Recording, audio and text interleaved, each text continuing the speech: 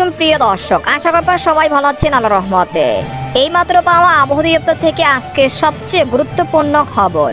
আরব সাগরে তৈরি হয়েছে ঘূর্ণিঝড় আসানি। 24 ঘন্টার মধ্যে ফের বিক্ষিপ্ত বজ্রসহ ভারী বৃষ্টির পূর্বাভাস, আবার কোথাও কোথাও অতি ভারী বৃষ্টির সম্ভাবনা। এছাড়া আগামী 24 ঘন্টায় দুই বাংলার কিছু কিছু জায়গায় বিক্ষিপ্ত বৃষ্টি হতে পারে, এমনটা জানাচ্ছেন আবহাওয়া দপ্তর। আজ ও আগামীকাল কোন কোন জেলার আবহাওয়া কেমন থাকতে পারে এই বিষয়ে কি বলছে আজকের আবহাওয়া রিপোর্টে জানিয়ে দেব। সম্পূর্ণ বিস্তারিত ভিডিওদের সঙ্গে থাকুন। আর আপনি কোন জেলা থেকে আমাদের আবহাওয়ার খবরটি দেখছেন অবশ্যই কমেন্ট করে জানিয়ে দেবেন। আর সবার আগে সবার প্রথম সঠিক আবহাওয়ার খবর জানতে আমাদের চ্যানেলটিকে সাবস্ক্রাইব করে রাখুন। এবার জেনে নিন এক নজরে। আবহাওয়ার পূর্বাভাসে বলা হয়েছে, বর্তমানে বাংলাদেশে মৌসুমী বায়ুর সক্রিয়তা কমে যাওয়ায় সারা দেশে বৃষ্টি কমেছে। গত 4 দিনে দেশে ভারী বৃষ্টি হয়নি, এমন অবস্থায় গরমও বেড়েছে। তবে আজ থেকে দেশে দিন ও রাতের তাপমাত্রা হ্রাস পেতে পারে। একই সঙ্গে বৃষ্টি বা বজ্র বৃষ্টি হতে পারে বলে জানিয়েছেন বাংলাদেশের আবহাওয়া দপ্তর। আর সর্বোচ্চ বৃষ্টিপাত রেকর্ড করা হয়েছে রাঙ্গামাটিতে 44 মিলিমিটার। এদিকে আবহাওয়ার আরেক সতর্কবার্তায় বলা হয়েছে, আজ থেকে বৃষ্টি কিছুটা বাড়তে পারে, সেই সঙ্গে তাপমাত্রাও কমতে পারে। এই সপ্তাহের শেষের দিকে বৃষ্টি বেড়ে যেতে পারে।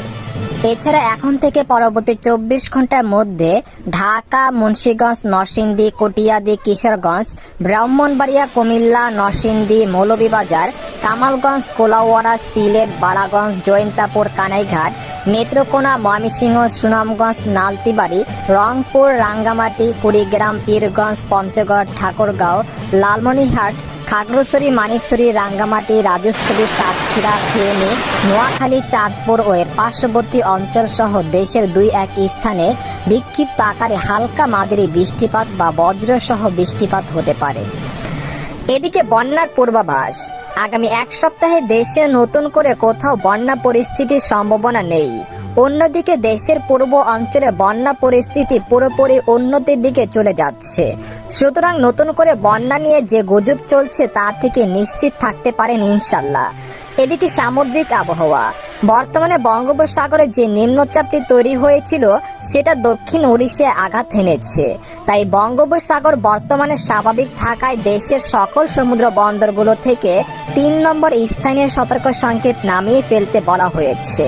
এখন আপনারা স্বাভাবিকভাবে সামুদ্রিক কাজগুলো করতে পারেন, কোনো সমস্যা হবে না ইনশাল্লাহ। এদিকে বাংলাদেশের আবহাওয়াবিদ মোহাম্মদ হাফিজুর রহমান জানান, আজ সকাল 9টা থেকে পরবর্তী 24 ঘন্টায় রংপুর, ময়মনসিংহ, চট্টগ্রাম ও সিলেট বিভাগের অনেক জায়গায় এবং রাজশাহী, ঢাকা, খুলনা ও বরিশাল বিভাগের কিছু কিছু জায়গায় অস্থায়ীভাবে দমকা হাওয়া সহ হালকা থেকে মাঝারি ধরনের বৃষ্টি বা বজ্র সহ বৃষ্টি হতে পারে।